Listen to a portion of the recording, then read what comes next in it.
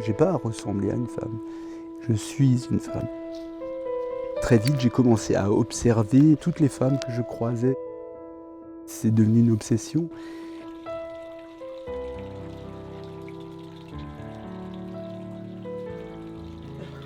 Le premier moment où ça s'est posé pour moi, c'est un jour où ma fille cadette m'a demandé de l'aider pour un devoir de physique. Et elle me regarde, elle me dit: «Mais papa, tu sais tout, toi?»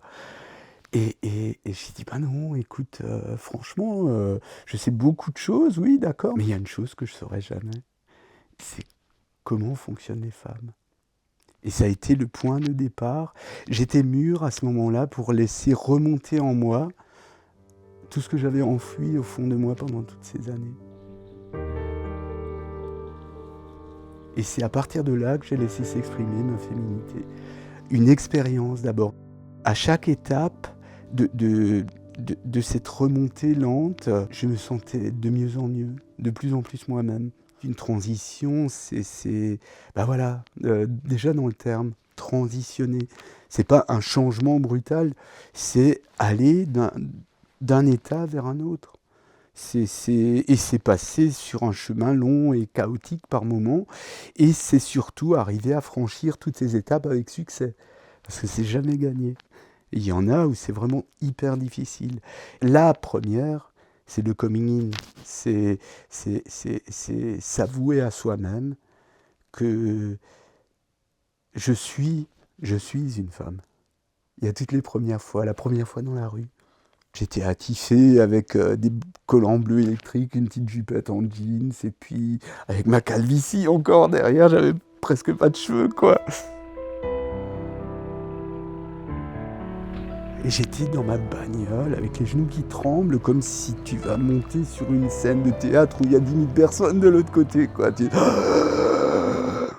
Et à un moment, tu y vas, quoi.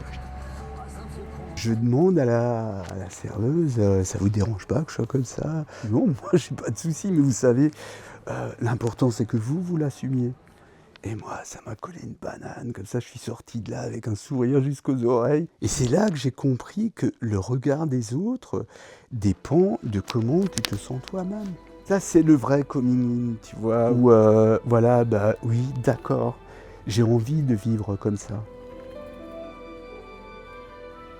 Bien sûr, comme tout être humain, on commence par le plus facile et on finit par le plus dur. Donc les amis, la famille, la mère de mes filles. Pour elle était même d'avis que je leur dise rien. Je dis, ça va pas, non, c'est hyper important. Et donc mes filles, je leur ai annoncé, pour elles, c'était pas un souci parce que leur génération a rencontré les questions de genre déjà au collège, au lycée.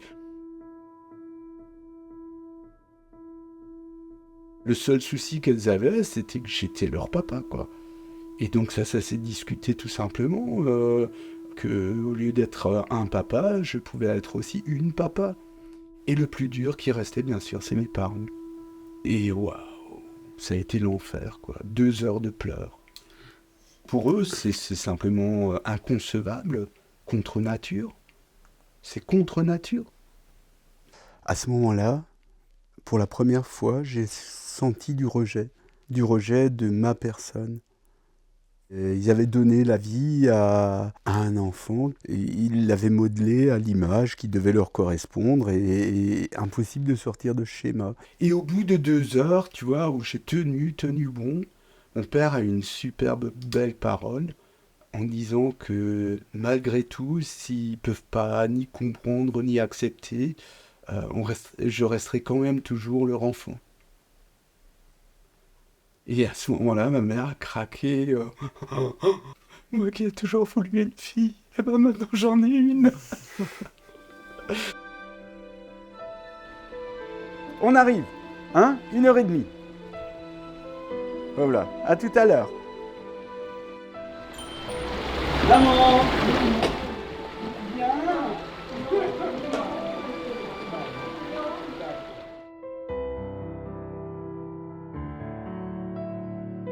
Une fois que j'avais acquis le fait que mon entourage savait, j'ai voulu pouvoir vivre légitimement sous mon identité. Il faut passer devant le juge.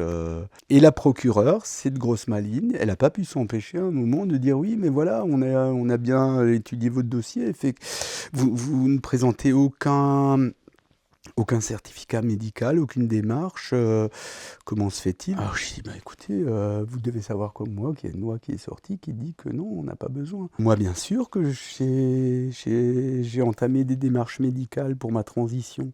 Et cet enfoiré, ce qu'elle me répond, c'est « Oui, mais vous comprenez, on voudrait être sûr que dans 6 mois, vous reveniez pas en nous demandant l'inverse. » Donc le changement d'état civil, bah, c'est une sacrée aventure aussi. Pour moi, ça a duré 9 mois entre le dépôt de dossier et puis le jour où j'ai reçu ma carte d'identité, mon passeport. La carte vitale avec un 2 devant, tous mes permis aussi. C'est à mon état civil, quoi. Ouais. Et puis pour aller vers la dernière étape, ça c'est le Graal. J'avais envie de me libérer, de me sentir libre.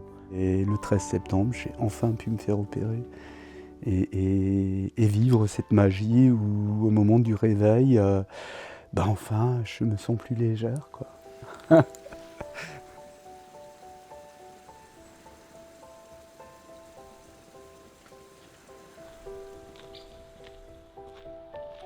Pour moi, en fait, il n'y a qu'un seul genre, c'est le genre humain.